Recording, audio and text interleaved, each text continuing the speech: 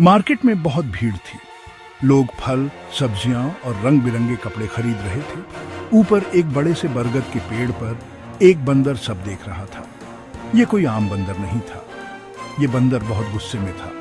कुछ दिन पहले कुछ बच्चों ने उस पर पत्थर फेंके थे, उसके ईटिंगने पर निशाना लगाकर। उसे हर पत्थर की चोट अपने दिल में डर महसूस हुआ था। अब वो उन बच्चों को देख रहा था।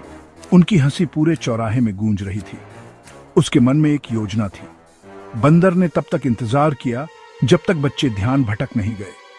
वो साइलेंटली नीचे उतरा। उसकी नजर उनके पके कॉमनों की टोकरी पर थी। उसने एक आम उठाया, फिर दूसरा, और जल्दी से पेड़ पर वापस चढ़ गया। बच्चे अपने आम गायब वॉचिंग कर गुस्से और हताशा में रोने लगे। बंदर पेड़ पर सुरक्षित धीरे धीरे आम खा रहा था, बच्चों के आंसुओं को देख रहा था। उसे एक अजीब सी संतुष्टि महसूस हो रही थी। उसने उन्हें दिखा दिया था कि कुछ कीमती खोने पर कैसा लगता है। हम रिफ्लेक्शन और गुस्से को ह्यूमन सी भावना, अंडरस्टैंडिंग ते हैं, लेकिन जानवर जैसे ये बंदर गुस्सा भी महसूस करते हैं। जब हम उन्हें दुखी करते हैं तो उन्हें दर्द, डर और हताशा महसूस होती है, बिल्कुल हमारी लाइक। बंदर का बदला, हालांकि शरारती लगता है, एक गहरी सच्चाई को दर्शाता है। हम खुद को बंदर के गुस्से में बदला लेने की उसकी जरूरत में वॉचिंगते हैं। उसके कार्य हमें अपने ही व्यवहार पर सवाल उठाने पर मजबूर करते हैं। हम कितनी बार गुस्से में आकर दूसरों को दुखी करते हैं। हम कितनी बार भूल जाते हैं कि हमारे एक्शंसों के परिणाम होते हैं। बंदर की कहानी हमें याद हटाती है कि हम उन एनिमल्सों से इतने अलग नहीं हैं जिनके साथ हम इस ग्रह को साझा करते हैं। हम वही इमोशनों, वही दर्द, दया और सम्मान की वही जरूरत महसूस करते हैं। वैज्ञानिकों का मानना है कि बंदर और इंसान एक ही पूर्वज साझा करते हैं। हम विकास लाखों साल पुराने एक पारिवारिक पेड़ से जुड़े हुए हैं।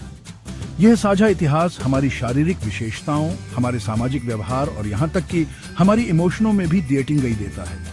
जब हम एक बंदर की आंखों में वॉचिंगते हैं तो हमें खुद का प्रतिबिंब डेटिंग देता है। बुद्धिमत्ता, जिज्ञासा, खुशी और दुख दोनों की कैपेसिटी। हमें याद हटाया जाता है कि हम खुद से बड़ी किसी चीज का हिस्सा है। जीवन का एक ऐसा जाल जो हम सभी को जोड़ता है। यह कनेक्शन हमपैनी और करुणा को प्रेरित करे।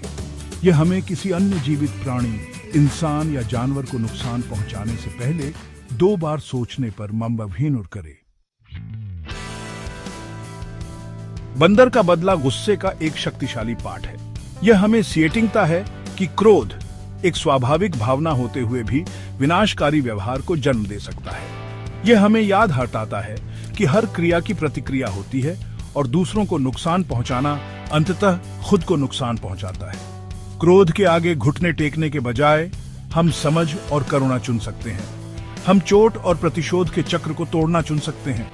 हम बंदर से और सभी एनिमल्सों से सहानुभूति और सम्मान के इंपॉर्टेंस के टाइम से में सीख सकते हैं। आइए हम एक ऐसी दुनिया बनाने का प्रयास करें जहां इंसान और जानवर शांतिपूर्वक कोएग्जिस्ट में रह सकें, जहां क्रोध की जगह समझ हो और जहां बाजार सभी के लिए भय का नहीं बल्कि आनंद का स्थान हो।